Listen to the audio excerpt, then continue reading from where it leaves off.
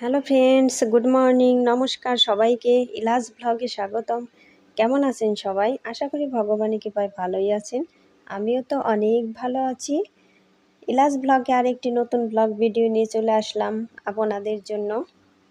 এই যে এখন আমরা ভাত খেয়ে নিচ্ছি। আজকে আমরা সকালের পরে থেকেই শুরু করছি, একদম সকাল থেকে শুরু করে নেই ব্লগটা। আজকে রান্না করছি হলো বড় বড় পুঁটি মাছের তরকারি, আর হলো শাক ভাজি, আর আছে পেঁপে দিয়ে ডাল। ডাল হলো মসুরের ডাল আর খেসারির ডাল। এখন আমি আর আপনাদের দাদা খেয়ে নিব, দুইজনে খেয়ে নিব একসাথে। আজকে 3 আইটেম যে করছি, 3 আইটেমই খুবই টেস্ট হয়েছিল। এমন একদিন আসে না যে যা রান্না করা হয় সব কিছুই টেস্ট হয়। আবার কতদিন আছে দেখবেন যে অনেক ভালো ভালো জিনিস রান্না করেও কিন্তু টেস্ট পাওয়া যায় না। এই তো পরের দিন সকালে ভাবলাম যে ছাদ বাগানে পেয়ারা গাছে অনেক পেয়ারা বড় বড় হয়ে আছে, ওইগুলো তুলে নিয়ে আসব। এই পেয়ারাগুলো তুলে নিয়ে আসলাম, কারণ মেয়েরা বাড়ি না, ওরা থাকলে তো ওরা খুবই পছন্দ করে আর ছিঁড়তেও খুবই ভালোবাসে। তারপরে যে এখানে ড্রাগন দুইটাই পেকে লাল হয়ে আছে। আর আমাদের কাছে ড্রাগন এত টেস্ট, একদমই মিষ্টি। এমনি তো ড্রাগন বেশি টেস্ট লাগে না, আমার তো একদমই লাগে না, কিন্তু আমাদের গাছেরটা খুবই ভালো লাগে। আর বাজার থেকে কিনে আনলে ওইটা মনে হয় কেমন যেন একটা গন্ধ গন্ধ লাগে। আর এই আমাদের গাছেরটা খুবই মিষ্টি আর টেস্টও। আর এই যে এই ড্রাগনটা ছিঁড়তে আমার খুবই সময় লাগছে। একদিকে হইলো কাটা, এই ডাল বোঝাই, আর ছিঁড়তে পারছিলাম না, একটু দূরে ছিল ওই জন্য। আর এইগুলো হলো করমচা, একদম গাছ ভর্তি হয়ে আছে করমচায়। করমচা তো আমরা খাই না, একদিন একটা মুখে দিয়ে দেখছিলাম, তা দেখলাম একদমই টক।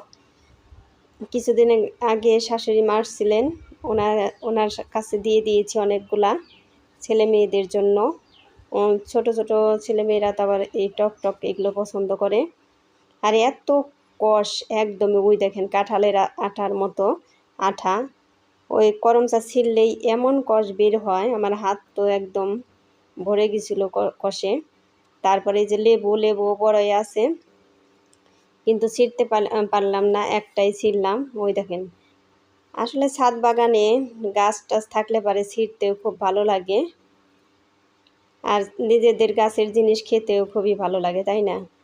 এই তো ছাদ বাগান থেকে সব কাজ করে এসে তারপরে যে বিছানাটা ঝাড়ু দিয়ে নিচ্ছি। বিছানাটা ঝাড়ু দিয়ে ঘরটার ঝাড়ু দিয়ে নিব, কারণ আমি কিন্তু সকালবেলায় ছাদে চলে গিয়েছিলাম, কারণ কিছুক্ষণ পরে একদম রোদ উঠে যায়। এই জন্য রোদের ভিতরে তো ছাদে তাকানোও যায় না, আর কিছু মনে হয় দেখাও যায় না। তাই ভাবলাম যে একটা ভিডিও শ্যুট করে নিয়ে আসি, আর ওই ফলগুলো তুলে নিয়ে আসি। রোদের সময় ভিডিও হয় কি না হয় এটা বোঝাই যায় না, কিছুই দেখা যায় না আর কি ভিডিওর দিকে তাকাই। আর বন্ধুরা, আপনাদের সাথে গল্প করতে করতে তো আমি একটা কথা বলতে ভুলেই গিয়েছি। আমার ভিডিওটিতে একটা লাইক দিয়ে আমার ভিডিওটি কন্টিনিউ করবেন।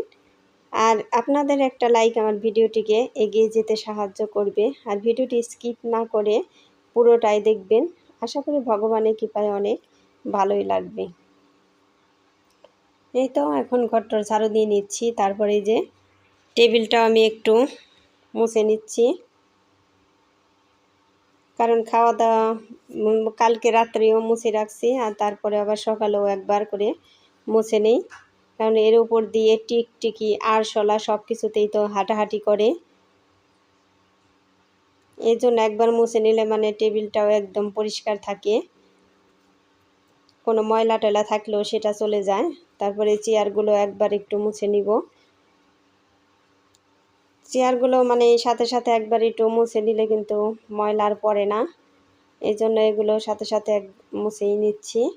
সংসারে এতটাই কাজ থাকে যে দিন শেষ হয়ে যায়, তারপরেও কাজ শেষ হয় না। তো কাজ করতে করতে একদমই মাঝে মধ্যে হয়রানি লাগে, তারপরেও কিন্তু রেস্ট নেওয়ার সময় পাওয়া যায় না, কারণ রেস্ট নিতে গেলে মনে হয় অন্য কাজে পিছিয়ে যেতে হবে, এই জন্য আর রেস্ট নিতেও মন চায় না যে এক সাথে সাথে মানে সব কাজই করে যাব, তারপরে রেস্টে নিব। আচ্ছা বন্ধুরা, কে কোথায় আছেন, দেশে বা দেশের বাইরে, সেখান থেকে আমার ভিডিওটি কষ্ট করে দেখে নেবেন। আর ভিডিওটি যদি একটু ভালো লেগে থাকে আমাকে কমেন্ট করে জানাবেন। আর বন্ধুরা, আমার চ্যানেলে নতুন হয়ে থাকলে একটা সাবস্ক্রাইব করে পাশে থাকা বেল আইকনে ক্লিক করে দিবেন, তাই নোটিফিকেশন চলে যাবে সবার আগে আপনার কাছে। কিভাবে যে এত সব দায়িত্ব একা হাতে নিয়ে ফেললাম নিজেও আমি বুঝতে পারিনি। কারণ বিয়ের আগে কোনো কাজই করতে পারতাম না, করতামও না। কারণ থালে হাত ধুয়ে উঠে যেতাম।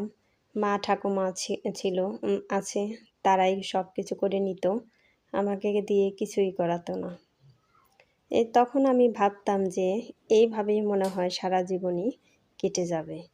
তারপর বিয়ে হলো, বিয়ের পরও মানে এত সব কিছু করতে হয় নাই। শাশুড়ি মা ছিলেন, শাশুড়ি মা তো সব কিছু সব দায়িত্বই নিজে হাতে নিতেন, নিজেই করতেন। ওই মানে টুকিটাকি কিছু সাহায্য করতাম তাদের সাথে, এরকম। এখনও আছেন শাশুড়ি মা, শাশুড়ি মা এখন গাজীপুরে থাকেন। আমাদের বাসার সবাই থাকেন, ওরা 2 বছর ধরেই এই জিটকা বাসা থেকে গাজীপুর বাসায় গেছে। আমার মেয়েও ওইখানেই থাকে। এখানে তো শুধু আমি আর আমার হাজব্যান্ডই থাকি, আপনারা তো দেখেনি।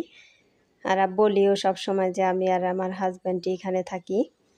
তারপরেও মানে বেশি কাজ না থাকলেও তো একটা বাসায় কত দায়িত্ব থাকে আর কত কাজ থাকে। এই যে পরিষ্কার সব কিছুই করে রাখতে হয়, তারপর রান্না বান্না করতে হয়। তারপরে আমার ছাদ বাগান আছে, ছাদ বাগানে তো আমি পরিষ্কার করতেই পারছি না এইসব কাজের জন্য। আর দুপুরে তো যাওয়াই যায় না ছাদে, একমাত্র সকালে না গেলে পরে আর সারাদিন আর ছাদে যাওয়া যাবে না, কারণ রোদ। আর দুপুরে আমার সারাদিনে তো কাজও থাকে অনেক, তখন তার আমার ছাদের কাজে আমি হাত দিতে পারি না। একমাত্র যদি সকালে যাওয়া যায় তাইলে মানে ছাদে কাজ করা যায়। গতকাল রাতে 3টা আরশোলাকে স্প্রে করে রাখছিলাম, আজকে সকালে উঠেই দেখি সব মরে মরে পড়ে আছে। আরশোলারাও যে এত বিরক্ত করে, এই যে 3টা আরশোলা মানে বেশি গরম ছাড়লে পরে এই উড়ে উড়ে এসে পড়ে। তখন তো মানে স্প্রে না করা ছাড়া উপায় নেই। আমার তো অমনি বাইরিয়ে বাইরিয়ে মারতে ইচ্ছে করে না। আমি সব সময় মানে একটু স্প্রে করে দিলেই আর বাঁচতে পারবে না, মানে অনেকক্ষণ ছাদ পারে তারপরে মানে মরে যায়। ওই ছাদে গেল ওই একই অবস্থা, মানে কোথা থেকে যে উড়ে উড়ে এমনি আসে, তখন আবার ছাদে নিয়ে যেতে হয় স্প্রে। এই তো তারপরে যে কাপড় চোপড় ধোয়া শেষ, এখন আমি এই ধুতি আর এই যে গেঞ্জিটা আপনাদের দাদার সাদা, এই জিনিসে এই নীল দিলে কিন্তু খুবই সুন্দর হয় কালার, উজ্জ্বলা নীল। আগে তো মানে আমরা দিতাম ওই যে পোটলাই করে বেঁধে ওই নীলটাও কিন্তু অনেক ভালো ছিল। এই তো ধুতিতে দিলাম, এখন এই যে সাদা গেঞ্জিতেও দিয়ে নিব, কারণ এইভাবে দিলে খুবই চকচকে হয়। এখানে একটু বেশি কালার দেখা যাচ্ছে, রোদ হলে পরে এই কালার এত থাকবে না, চলে যাবে রোদে। খুবই সুন্দর কালার হয়েছে, পরে একদমই চকচকে করতেছে। আপনাদের দাদা বলতেছে যে ধুতি আর গেঞ্জির কালার তো খুবই সুন্দর হয়েছে, নীল দিয়ে ভালোই করেছো। এই তো ছাদে কিন্তু প্রচুর রোদ, এখন কয়েকদিন যাবত তো ভালোই রোদ উঠছে। বন্ধুরা, আমার ভিডিওটি যদি একটুকু ভালো লেগে থাকে আপনাদের কাছে, তাহলে বন্ধুদের কাছে শেয়ার করতে ভুলবেন না। আমার অনেক আপুরা, অনেক দিদি ভাইরা আছেন, তারা আমাকে এত ভালোবাসা দিচ্ছেন যে আমার ভিডিওতে এত সুন্দর সুন্দর কমেন্ট করছেন। তারা কিন্তু আমার কোনো ভিডিও দেখতেই মিস করেন না, আর ভিডিও দেখে সুন্দর সুন্দর কমেন্ট করতেও ভুলে যান না। আমিও তাদের ভিডিওগুলো না দেখলে তো আমার একদমই ভালো লাগে না, মনে হয় সময়ই কাটে না। কাজ করতে করতে সময় পাই না, কিন্তু যখন মনে পড়ে যে তাদের ভিডিও তো আমি দেখিনি, তখন অমনি সাথে সাথে তাদের ভিডিওটা আমি দেখে নিই।